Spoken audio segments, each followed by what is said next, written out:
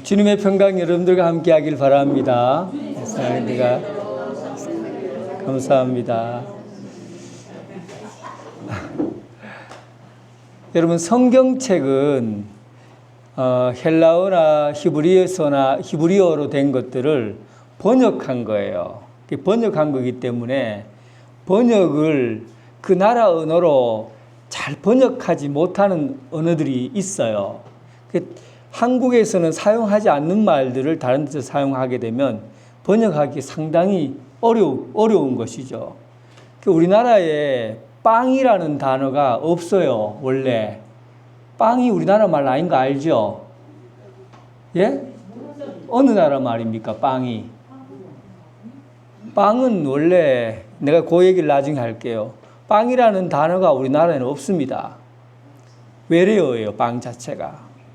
그런데 성경을 우리가 번역할 때 보면 이 말 한마디 한마디를 어떻게 번역하느냐가 굉장히 중요하거든요. 그래서 마태복음 4장 4절에 보면 사람이 떡으로만 살 것 아니요 하나님 말씀으로 산다 그랬잖아요. 여기서 떡이라고 번역을 했어요. 성경에 나오는 아르토스라는 단어거든요. 헬라어로 아르토스라는 단어는 밀이나 보리를 가지고 삭힌 다음에 그것을 부풀게 가서 만든 것들이 이제 아르토스예요. 이렇게 하면 여러분들 머리 딱 떠오른 단어가 있죠? 아르토스인데 이거를 우리나라 그때 당시에 한국에서는 그 말을 몰랐어요. 몰랐고 그게 그런 것들이 한국에는 없었고 비슷한 게 있었는데 그게 뭐였냐면 떡이었어요. 떡. 그래서 사람이 떡으로만 살 것 아니요 라고 번역한 거예요. 그런데 이 번역을 가만히 보면 한국말로 한번 생각해 보세요. 그럼 떡으로 못 살지. 뭘로 살아요? 밥으로 살지. 이래 생각할 거 아니에요. 그러니까 이 번역이 떡이라는 것은 별식이에요. 가끔씩 먹는 거예요. 그런데 밥은 주식이에요. 그래서 이 본문은 떡으로 번역하면 안 되고 뭘로 번역해야 되냐면 밥으로 번역을 해야 맞는 거예요. 그런데 밥이라고 번역하려고 하니까 오늘 본문에 또 5,000명을 먹이는 이 본문에 또 와보면 이게 또 헷갈리는 거예요. 보리떡 5개와 물고기 2마리. 그런데 떡 5개라는 거는 이렇게 잡히는 게 있는데 밥 5개 그러면 이것도 문제가 되잖아요. 그러니까 본문의 해석을 떡으로 하기도 그렇고 밥으로 하기도 상당히 애매한 거예요. 그래서 일본에서는 이 본문을 빵이라고 해석을 한 거예요. 빵. 왜냐하면 그 나라에 빵이란 단어가 없어요. 없으니까 포르투갈어로 이 빵을 뭐라고 그러냐면 빠웅이라고 그러거든요. 빠웅. 빠웅 하니까 빵이랑 비슷하죠.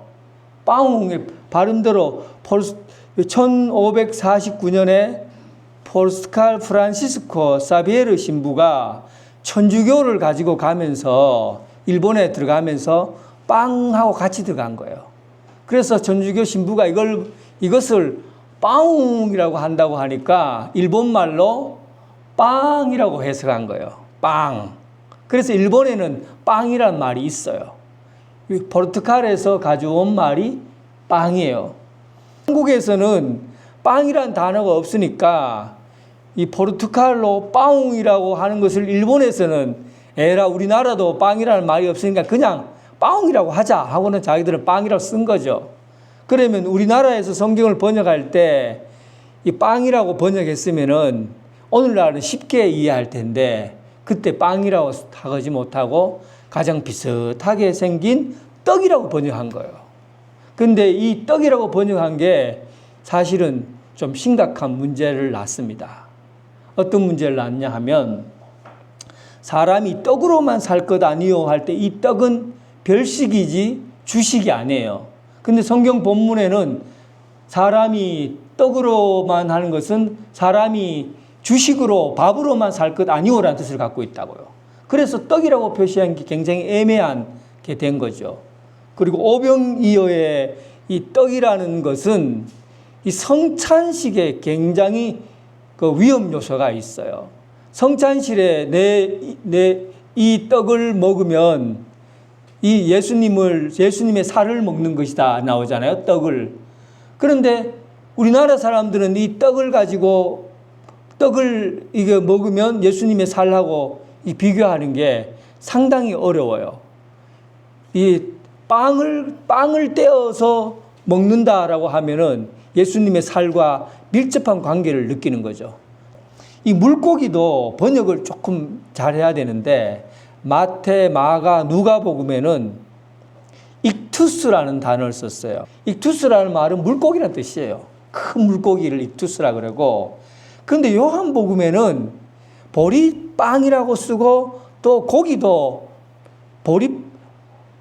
익투스라는 단어를 안 썼어요. 옵사리온이라는 단어를 썼어요. 이거 여러분 굉장히 중요한 단어예요. 옵사리온이라는 단어가. 옵사리온하고 익투스는 완전히 달라요. 고기가. 익투스는 어떤 고기냐면 여러분 돔 아세요? 돔? 물고기 돔요. 돔 비늘이 있고 막 큰 고기. 이스라엘 가면은 베드로 고기라고 돔하고 비슷하게 생긴 거 있어요. 성지순례 가면 반드시 먹어보는 고기가 베드로 고기예요. 그래 큰 고기들은 잡으면 가격이 비싸요. 그래서 가난한 사람이 못 먹어요. 이거를 시장 갔다가 팔아야 되죠. 팔아서 먹고 그 물에 걸린 작은 고기들 있잖아요. 미꾸라지만한 고기들, 이런 고기들은 그 바닷가에다가 버려요. 버리면 가난한 사람들이 쫓아 뛰어가고 작은 물고기들을 모아다가 소금에 절여요. 그리고는 가난한 사람들의 음식 보리빵과 그 다음에 이 옵사리온을 먹는 거죠. 이 옵사리온은 익투스가 아니에요. 큰 고기가 아니에요. 옵사리온이에요. 작은 고기예요. 우리나라 고기랑 딱 제가 정확하게 얘기하자면 우리나라 고기랑 비슷한 게 있는데 여러분들이 알란가 모르겠어요. 부산에서 피난 시절에 먹었던 고기인데 양미리 아세요? 양미리랑 거의 비슷하다 보면 돼요. 그러니까 양미리를 부자들이 먹습니까? 그때 피난 와갖고 먹을 게 없으니까 양미리 절여갖고 구워갖고 먹었죠. 그 추억의 음식이에요. 그죠? 근데 그때 당시에도 가난한 사람들이 먹는 물고기가 옵사리온이에요. 작은 고기예요. 작은 고기 2마리와 보리빵 5개. 이게 어린아이가 가지고 있는 도시락입니다. 그래서 이 고기를 가지고 이제 기적이 일어나는 거죠. 기적이 일어나서 몇 명이 먹었어요? 5,000명이라는 사람들이 먹었어요. 이것을 오병이어라고 그랬잖아요. 근데 제가 이 오병이어라고 하지 않고 주보에 보면 뭐라고 그랬어요? 오빵이양이라고 그랬잖아요. 오빵이어는 오늘만 쓰고 내일부터 쓰지 마세요. 오빵이어라는 사람들 못 알아봐요. 우리는 알아봐요. 5개의 빵과 떡이 아니라 5개의 빵과 2개의 양미리. 그래서 오빵이양이라고 하는데 오병이어라고 쓰면 됩니다. 그러나 우리는 이해하는 거죠. 아, 이것은 빵 5개하고 떡이 아니라 빵 5개하고 작은 미꾸라지 같은 양미리 같은 물고기 2마리다. 그런데 이것을 가지고 이 하찮고 보잘것 없는 것을 가지고 거기에 모인 2만 명의 사람들이 그날 먹고도 12강주리가 남았다. 먹어야 사는 거기 때문에 이 먹는 문제는 성경에서 굉장히 중요하게 다루고 있어요. 먹는 문제를. 한번 보세요. 창세기에 먹는 문제 때문에 죽고 사는 문제가 결정이 되잖아요. 하나님께서 먹어야 될 음식과 먹지 말아야 할 음식을 구분해 주셨어요. 먹어야 할 음식은 수많은 생명나무 열매는 내가 마음대로 먹어도 좋다. 그러나 먹지 말아야 될 것이 있는데 동산 중앙에 있는 선과 악을 알게 하는 그 선악과 그 열매는 절대로 먹지 마라. 먹으면 어떻게 된다고요? 죽는다. 그래서 먹어서 죽는 게 있고 먹어서 사는 게 있다는 게 성경의 이야기예요. 그래서 우리가 살려고 하면 먹어서 사는 음식을 먹어야 살지, 먹어서 죽는 음식을 먹으면 죽는다는 겁니다. 이게 성경의 이야기예요. 그런 이야기가 예수님께서 공생애 할 때부터 또 시작이 돼요. 예수님이 공생애 하고 나서 제일 처음에 하신 게 40일 금식하잖아요. 40일 동안 굶었어요. 그래서 첫 번째 마귀가 나타나서 시험을 하는데 저기 막 배고파 죽을 지경인데 예수님이 근데 막 수많은 돌들이 막 요만한 돌들이 뭐처럼 생겼어요? 뭐처럼 생겼어요? 빵처럼 생긴 돌들이 막 오만 데 흩어져 있는 거예요. 보이는 것이 다 빵이야. 그럴 때 사탄이 얘기하잖아요. 하나님의 아들이라는 너 예수 너 힘이 있고 능력이 있고 또 대단한 힘이 있지 않느냐. 저 눈에 보이는 거 저 돌멩이 저거 다 빵으로 만들어라. 그래 네 배부를 거 아니냐. 그렇게 예수님 앞에 유혹하잖아요. 이게 첫 번째 예수님의 유혹이었어요. 예수님이 지금 뭐 하려고 하는 이 땅에 오셨어요. 이 세상을 구원하시기로 하는 거대한 목적을 가지고 이 세상을 확 뒤집어 놓는 세상을 구원하시려는 그 거대한 임무를 가지고 내려오셨는데 이 임무를 가로막는 게 배고픔이었다고요.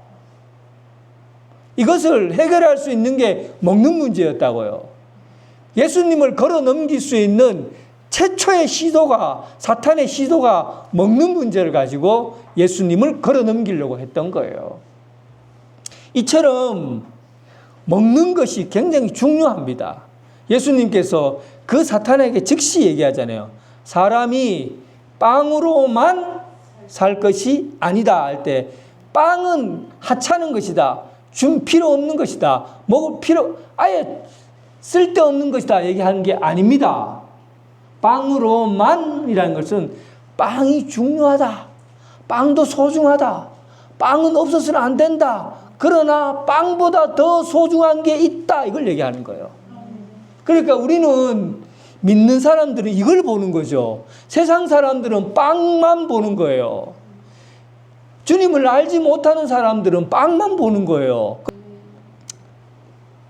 또 한 가지 알아야 될 사실이 있어요. 마태, 마가, 누가복음에 오병이어 내용이 다 있다고 그랬잖아요. 이 이야기를 마태, 마가, 누가복음은 이것을 기적이라고 표현을 해요. 놀라운 일이다.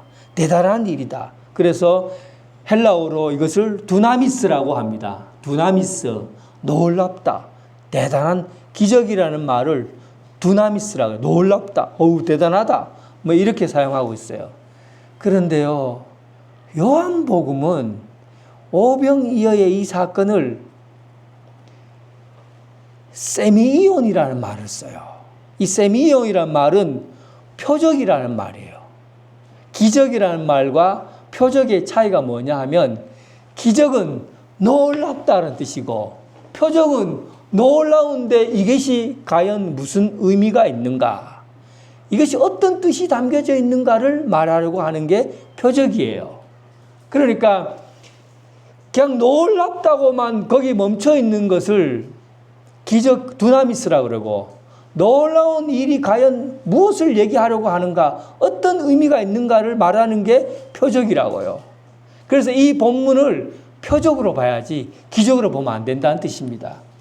이게 여러분 신호등을 보면 무슨 색깔 되어 있습니까? 빨간색, 초록색, 주황색 이렇게 되어 있죠.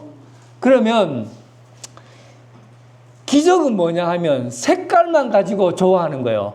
빨간색, 나 빨간색 좋아하는데 아이고 빨간색 아름답다, 예쁘다 이렇게 생각하는 거죠. 노란색, 참 따뜻하다, 나 노란 봄 같은 이 노란색 너무 좋아해. 노란색 자체를 좋아하는 거예요. 그런데 표적은 뭐냐 하면 빨간색 하면 그게 뭐죠? 멈춰라는 거잖아요. 멈춰라는 거예요. 그리고 초록색은 뭡니까?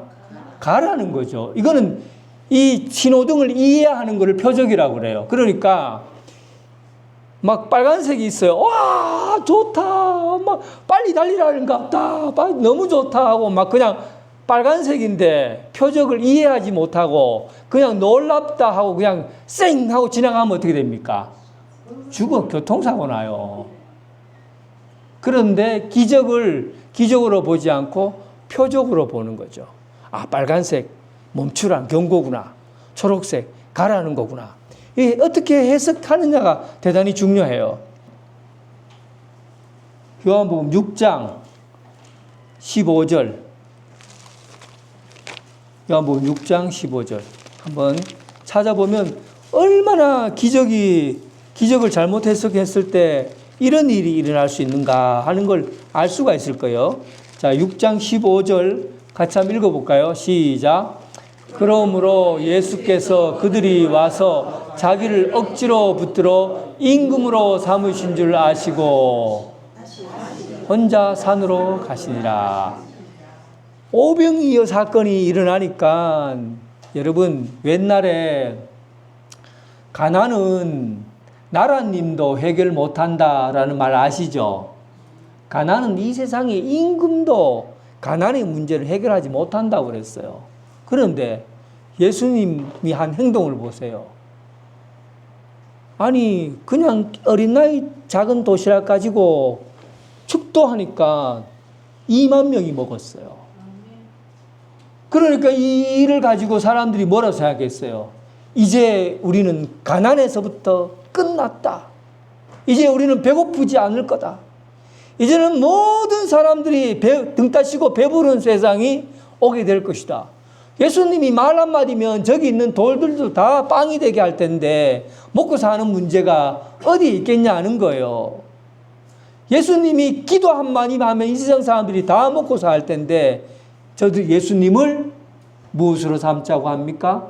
왕으로 삼자. 저기 오병이어 경험하거나 요한복음에 나오는 사건이에요. 이 사람들이 그 놀라운 일을 경험하고 나니까 흥분한 거예요. 그래서 사람들이 저기서 가지고 있는 의미가 무엇인지를 찾아야 되는데 그 의미를 찾지 않고 뭘 찾은 겁니까? 기적에 놀란 거예요. 그래서 그 기적을 소유하려고 한 거예요. 기적을 소유하려고 예수님을 왕으로 삼자고 한 겁니다. 예수님께서 기겁을 하시고는 다시 혼자 그냥 산으로 그냥 들어가 버렸어요. 백성들이 예수님이 하신 말들은 못 알아듣고 예수님이 한 기적에 놀라기만 한 거예요. 여러분들이 신앙생활을 가만히 보세요. 놀랄 일만 자꾸 생기려고 기적만 내 앞에 있으려고 그렇게 믿음 생활을 하면 안 됩니다. 주님께서 무엇을 말씀하시는지 그 말씀의 뜻을 이해하고 받아들여야지. 하나님의 말씀, 주님께서 내게 주신 기적만 가지고 기적만 추구하고 기적만 구하고 병 낫기만 구하고 돈 많이 벌기만 찾고 건강하기만을 구하고 이렇게 신앙생활 하면 예수님께서 여러분 곁을 떠나셔요. 나를 왕으로 삼으려고 하니까 예수님은 산으로 가시는 거예요. 이건 기적이 아니에요. 표적입니다. 주님께서 무엇을 말씀하시려고 하는가를 초점 두고 봐야 되죠. 이 오병이의 사건과 유사한 미리 계시된 사건이 있습니다. 그게 뭐냐면 모세가 출애굽할 때 광야에서 있었던 일이에요. 광야에서 어떤 일이 있었습니까? 모세가 이 600만 명의 사람들을 데리고 광야로 갔을 때 먹을 것이 있어요? 광야에 먹을 것이 어디 있습니까? 땅을 팠습니까? 씨를 뿌렸습니까? 40년 동안 먹을 것이 어디 있어요? 하나님께서 하늘에 양식을 내려주셨는데 아침에 눈을 뜨니까 만나를 보내주신 거예요. 그때 당시 있었던 게 아니에요. 하나님께서 600명의 사람들에게 먹여주시려고 하늘에서 이슬같이 내려주신 거예요. 그거를 얼마 동안 먹었어요? 40년 동안 먹었어요. 그리고 광야에 물이 있습니까? 물이 없는데 바위를 치니까 바위에서 물이 솟아났어요. 바위에서 물이 솟아났다는 것은 바위 밑에 물이 있었다는 겁니까? 없었다는 겁니까? 없었어요. 그냥 바위를 치니까 거기서 하나님께서 물을 주신 거예요. 그래서 그 물을 먹은 거예요. 만나가 있었던 게 아니에요. 하나님이 내려주신 거예요. 그래서 하늘의 양식 비같이 내렸다고 하잖아요. 그리고 바위를 치니까 없는 물에서 바위가 깨지면서 물이 생성한 거죠. 이것을 예수님께서 미리 얘기하셨어요.